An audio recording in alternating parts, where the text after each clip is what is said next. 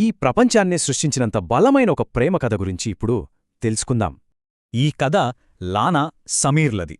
ఒకే ఊరు, కాని వారి ప్రపంచాలు మాత్రం వేరు. లానా ఓ ధనిక క్రిస్టియన్ కుటుంబం, సమీర్ది పేద ముస్లిం వలస కుటుంబం. వాళ్ల నేపథ్యాలే వేరు. ఇన్ని తేడాలున్నా వాళ్ల మధ్య ప్రేమ పుట్టింది, రహస్యంగా కలుసుకునేంత ప్రేమ. పెద్దయ్యే కొద్దీ ఇరు కుటుంబాల నుండి ఒత్తిళ్లు పెరిగాయి. వాళ్ల ప్రేమను తీవ్రంగా వ్యతిరేకించారు. వాళ్ల రహస్యం లానా తండ్రికి తెలిసింది. కోపంతో కన్న కూతుర్నే వదిలేసుకున్నాడు.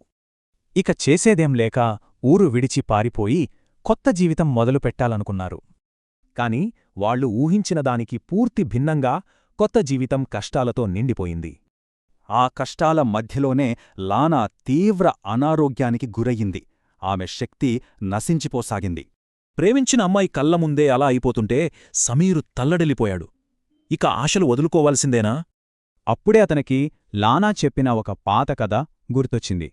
బహుశా అదే వాళ్ల చివరి అవకాశం. దాని పేరు హార్త్ బ్లాసమ్. ఎలాంటి జబ్బునైనా నయం చేయగలదని నమ్మే ఒక మాయామూలిక. చివరి ఆశగా భావించి సమీర్ అడవిలో ఆ మొక్క కోసం వెతకడం మొదలుపెట్టాడు. ఒకే ఒక్క ప్రకాశవంతమైన పువ్వు దొరికింది. దాన్నే చివరి ఆశగా తీసుకుని లానా దగ్గరికి తిరిగొచ్చాడు. ఆ మూలికతో టీ చేసి లానాకి ఇచ్చాడు. అది తాగగానే ఆమె శరీరం కంపించి నిశ్చలంగా మారిపోయింది. నెమ్మదిగా ఆమెలోకి ప్రాణం తిరిగొచ్చింది. ఆ హార్త్ బ్లాసమ్ పనిచేసింది. వాళ్ల ప్రేమ ఆమెను బతికించింది.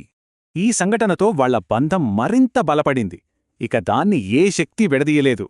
వాళ్ల ప్రేమశక్తి ఎంతగా పెరిగిందంటే అది వాళ్ళిద్దరినీ భూమిపైనుండి ఆకాశంలోకి తీసుకెళ్ళింది. ఆకాశంలో వాళ్లు దివ్యశక్తులుగా మారిపోయారు. లానా సూర్యురాలిగా, సమీర్ చంద్రుడుగా మారారు.